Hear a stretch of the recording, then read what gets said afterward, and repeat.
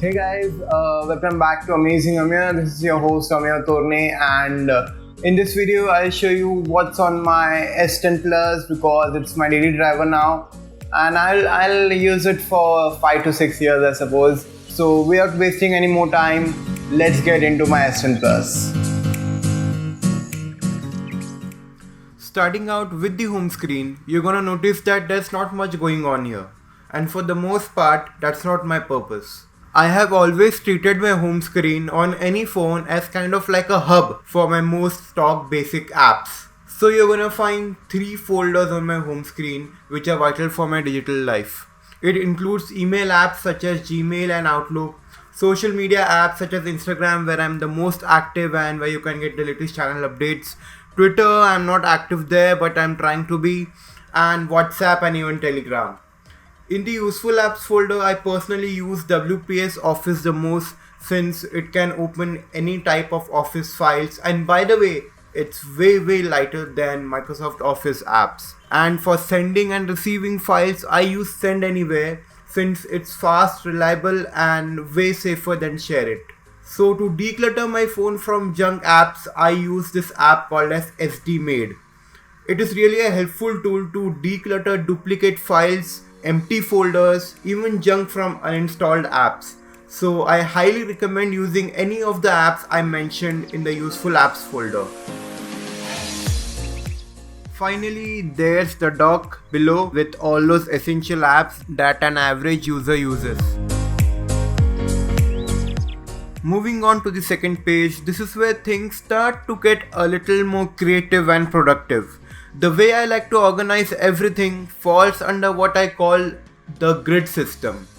The most frequently used apps gets placed at the extreme left side of the screen. The least used app gets placed at the extreme right of the screen. And the less used apps gets placed at the center of the screen. But I don't want to bore you guys by talking about every single app that I have. So let's talk about the ones that really catch my eyes. First off is an app simply called as Canva. Canva is an online graphic designing app which I personally use to create Instagram stories. It's a tool where you can create quick graphics for social media, and by the way, earlier I used to use it for creating my YouTube thumbnails. The next app that I want to talk about is Minimal Screen Recorder, and it's pretty much become a necessity to me while recording mobile screen. You know, there aren't that many great screen recording apps for Android nowadays, and a lot of them have ads or are a bit outdated. So it's kind of a relief to finally find one that is simple, easy to use and record some of the best resolution possible. It doesn't even have ads, which should be a plus for a lot of people, and there's even a dark mode for crying out loud. It's a very straightforward app that gets the job done. The final app that I want to talk about is Snapseed. In my opinion, Snapseed is the easiest free photo editing app that you can currently download. The main reason why I like it is because how simple the interface is. If you're familiar with Instagram sliders, then this is going to be super easy for you. All you have to do is import the photo from your library.